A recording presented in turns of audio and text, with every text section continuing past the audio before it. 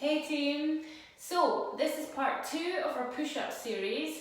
In part 1 we looked at our setup, our execution and our finish of our push-up, and we looked at key points we wanted to make sure that everybody was achieving in their push-ups.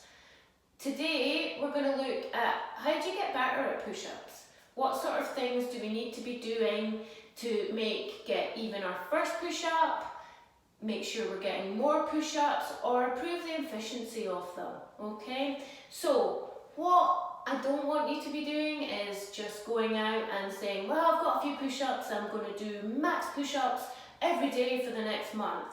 Because what will happen if we're trying to do them as fast as possible, no doubt our form is breaking down, we're not building that strength up efficiently or properly.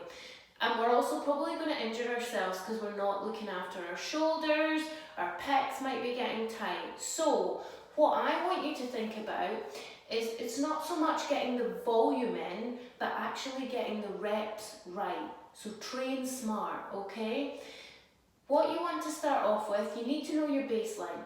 How many clean push-ups can you do in a row before your form starts to go, before your core starts to break down? And write that down as a baseline. Then what you want to be doing is maybe 3 to 4 times a week is working on push-ups. Make sure you're taking a rest, and in those rest days that you're using that time to work on shoulder health, okay? I'm going to go through that later on. So you've done your test day, but what do I do from there?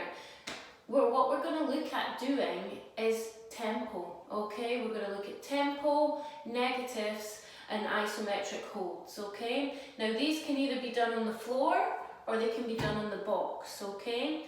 So you want to be doing good reps, less good reps that are harder. So if you slow them down, they're going to be a lot harder. I don't know if any of you have ever tried a 1-minute push-up.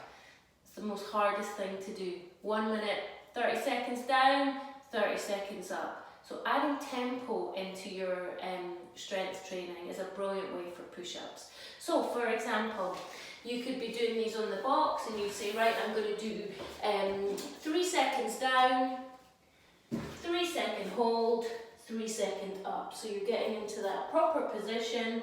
1, 2, 3, hold, 2, 3, up, 2, 3. Okay, so that adds a lot more than just doing a single push-up. So you can add tempo into it. The other things we can do is add negatives in, so similar thing. You're up on top of your push-up and you can say, right, I'm going to do a 5-second negative. 1, 2, 3, 4, 5. Okay, the thing with that one as well is if you don't have full push-ups, you can do a negative. You don't have to push up, but we're working on that eccentric part of the push-up. So negatives are another good way that you can increase your push-ups. The third thing I've got is isometric holds. So we can do top of push-up, top of that plank position. From here, we can also do a halfway hold, full hold at the bottom, pushing back up. Okay, these are super hard. So isometric holds are another way, and you can do those on the box as well.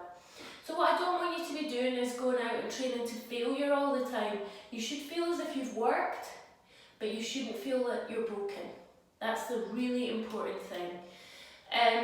The next part that I want to talk about is core.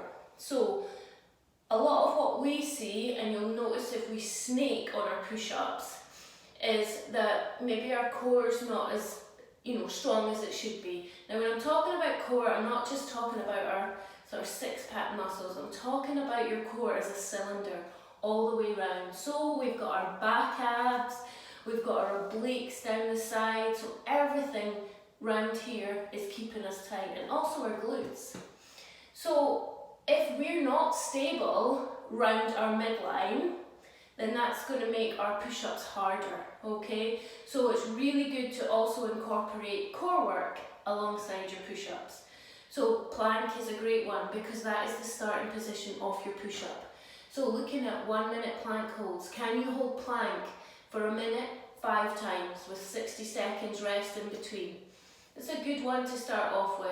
There's lots of things you can do to develop core. We've got core work out on YouTube for you that you can do, but you know, anything to increase your core strength will pass over to your push-ups as well. And the final thing is that how important it is to look after your shoulders when doing a lot of push-ups. So what you'll find, you do a lot of push-ups, we're really working these pec muscles, and they can tend to get tight, and what they'll do is they'll pull your shoulders forward. So what you really need to do is work on exercises to open that chest up, okay? So anything, you know, like hands behind you, pulling up, you know, anything with shoulder extension that'll help you open up through the chest.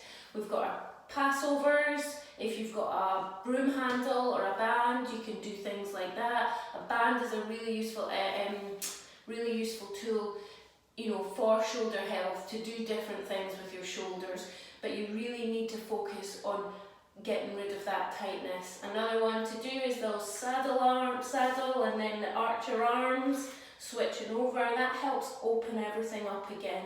Okay, so it's really important that you're doing your push-up work, but it's also really important that you look after your shoulders and you get rid of any tightness. Suzanne is going to be doing another a video on shoulder health, so that's a really good one to watch along with that. So yeah, that's it. That's what you need to think about when you're doing your push-ups. Think about tempo, think about negatives, isometric holds. Even if you've got full push-ups, use the box. There's different ways, mix it up, train it up differently to build that strength. But what I would say is try and not go to failure every day. You're just going to bust yourself up and you're not going to get the gains from it. Also, alongside that, continue with core work and look after your shoulders. Add that mobility in, okay? And that's when you'll see your push-ups really start to go on.